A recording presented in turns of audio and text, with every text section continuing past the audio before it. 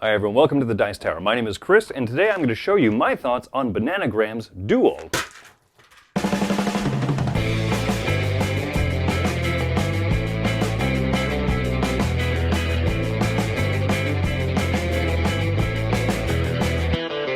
Here's the setup for a game of Bananagram Duel. First you take the banana and you toss it to the side. This is the sheet of rules that you have. This is the regular rules. These are the variants, and you could probably guess already how to play the game or how to make up a game, given that everything in this game is just letter dice with different letters on the sides. Players will say go, and this is a real-time game in which players are racing to try and make words with the letter dice that they have, and you can rotate them to the different sides. So, so ocean, gyre, lag, live, and I don't, okay, so here we go. A live, do I have an A on here? I don't have an A. I live, me live. Maybe I have to come up with a different word here. So how about, large? No, that doesn't quite work.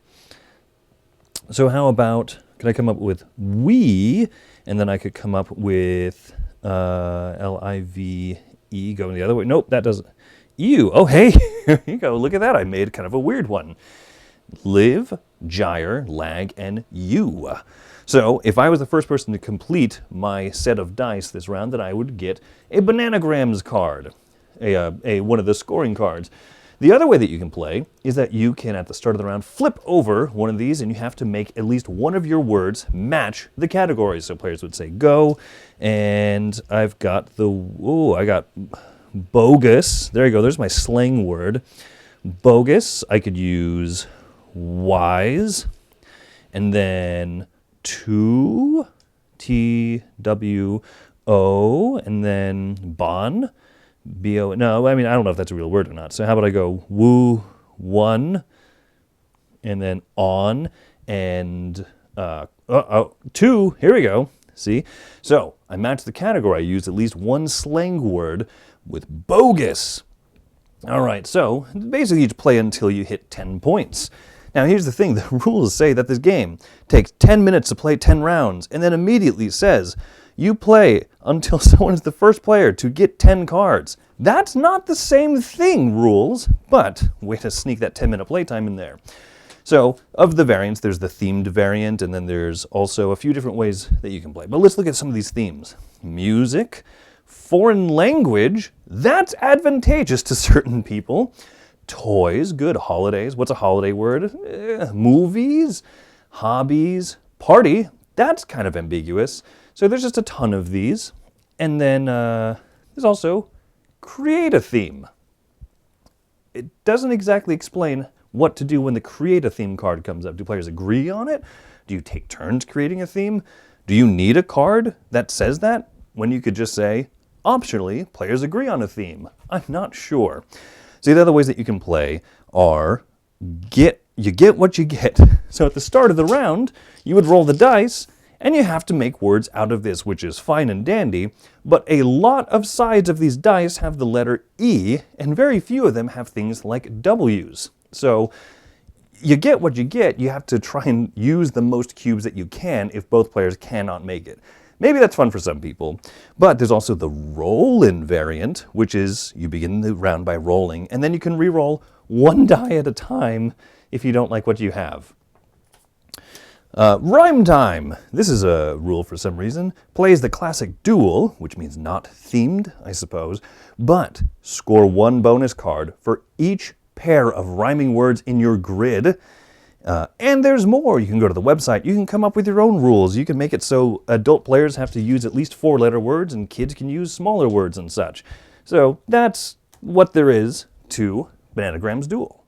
So out of everybody in the office, I think that I enjoy Bananagrams and this ilk of game probably the most. I enjoy the idea of the crossword and racing really quickly to make words and everything. I've got incredibly mixed opinions about this. First of all, the fact that these are letter cubes is what the rulebook calls them, not dice, because you don't roll them unless you're playing one of the variants. This doesn't work for me, right? I like flipping over tile and I see all the tiles that I have. If this is an L, guess what's on the other side? Well, I got to flip them all around and there's an A on the other side, and so there's just a lot of manipulation, and you have 12 of them. You probably make a bunch of words out of what you have, and then you rotate around that last die, and you're like, well, nothing works here, and so there leads to some fun moments, like if you have the word snow, S-N-O, and the last thing you need is a W to finish your grid. You're like, oh man, oh no, I don't have a W, but maybe there's a W underneath the S, and so okay, I gotta flip the S around to a W, put it over at the end of the word, and then I bet I can rotate one of the other dice around to make the S, because S is more common of a word. There's a ton of E's. Almost every die, it feels like, has an E in here. And so that's fun. That's cool. But it doesn't make up for the fact that the dice are just more of an inconvenient thing than the tiles in general. It doesn't make up for the fact that 10 rounds is too many. The first player to win 10 rounds, that's too many, given that there's only 20 themes in the deck, and one of them is create a theme. That feels kind of lazy. I don't know, and some of these can be a little bit ambiguous, like the party category or whatever, right? You end up sitting there like, is lamp really a party word? Yeah, the lampshade on your head. Right? Fine, have fun with that. But that type of dynamic works better in a group, not in a duel game, not in a head-to-head where you have to convince the other player that you're right. It's less silly, it's less fun than the original is. This advertises itself as the small space word game. Yes, it's a small space word game. You only gave me 12 cubes to play with. I don't understand why this is more space advantageous than the original game. The original game, 1, is more mechanically fun. 2, it is just as solid of a word game, if not better, because of the tiles instead of the cubes. And 3, it doesn't take up a huge footprint. It only takes up a larger footprint because you start with like 18 tiles instead of fewer. Just play that one with 12. And look, you've created a smaller surface. This one does take up a very small amount of room to play in, but I don't know anyone who's restricted to a play area this large. I need to play a word game, but only on a chessboard. You found the game. You struck gold with this one. I can't recommend this one. I had fun. I had enough fun, and I wanted to play enough rounds, certainly not 10, but I wanted to keep playing, and then maybe I'll come back and play it, right? But I'd rather play other ones. I'm going to give this one a 6 out of 10. The reason that I'm bumping it up a little bit higher is that it's easy to come up with variations and restrictions. If there's an adult playing with someone who's younger and you say, okay, the adult has to use at least 4-letter words, or one of their words has to be 6 or 7 letters, or something like that, right? There's ways to put the restrictions on one player over the other, but otherwise one player is going to steamroll the other probably most of the time. And so it's fun, but I'm not going to recommend it. Go get the original if this seemed cool and you've never seen a game that does something quite like this. The original Bananagrams is better, and that's going to be for you. So anyway, that's my thoughts. My name is Chris. Thank you for watching the Dice Tower. Have a great one.